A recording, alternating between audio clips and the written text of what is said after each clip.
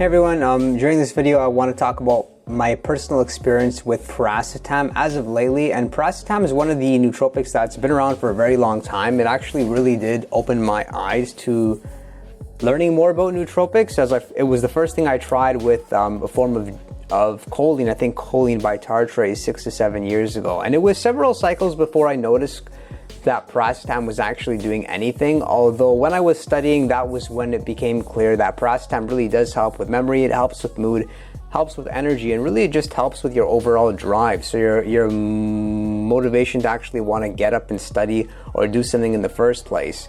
When I started adding the other racetams like oxiracetam, which I like a lot, aniracetam and piracetam, I made the mistake of convincing myself that piracetam really didn't do anything and I got it out of my stack. But since I've reintroduced it to my stack, I am definitely noticing that I feel a lot better. Although it really does seem like piracetam kind of does have a little bit of withdrawal effects, but maybe it could have been that I was taking it consistently for so long. I'm talking years.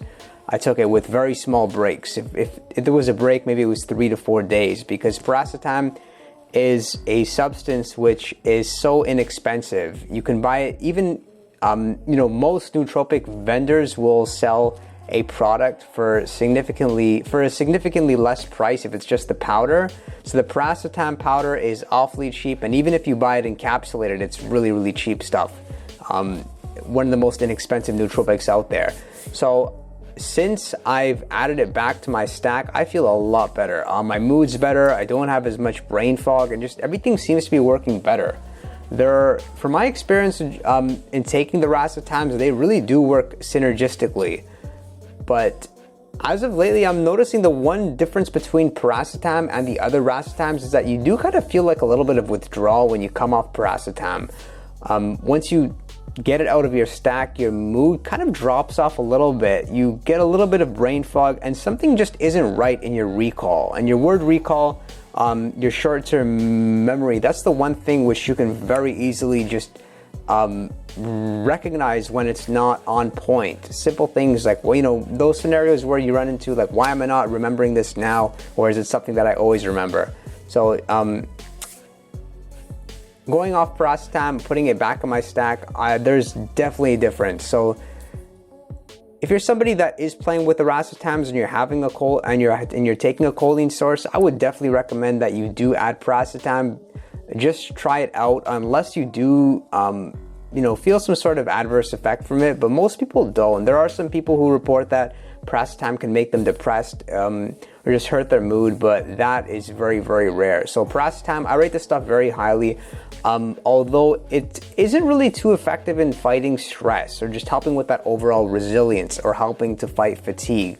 But overall energy, overall mood, better memory, piracetam is definitely worth checking out. If you do buy it, I would recommend you buy it capsulated. If you've tried the powder, then you'll know it doesn't taste great. It's not awful, but if you're somebody that is new to nootropics and you really are concerned about the taste and it's important for you, then I would recommend you buy it encapsulated.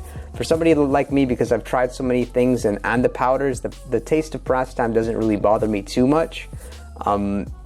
Something which really does is piracetam. That one tastes absolutely awful. But piracetam, you can buy it virtually anywhere. They'll even sell it on Amazon.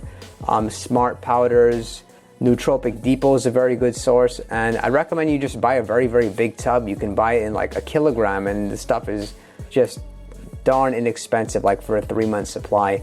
And if you are going to take it, a very common approach is to take an attack dose, whereas in which you will take like 3 to 4 times the recommended amount of piracetam for the first week with the choline source, because it seems to just get saturated in your system faster. Like creatine monohydrate, if you've tried creatine, they recommend that you go on, like an attack dose for the first week. And if you take piracetam, just please recognize it's not going to work immediately. Give it a few weeks. I'd recommend that you take it 2 to 3 times a day with a choline source. My favorite would be alpha GPC.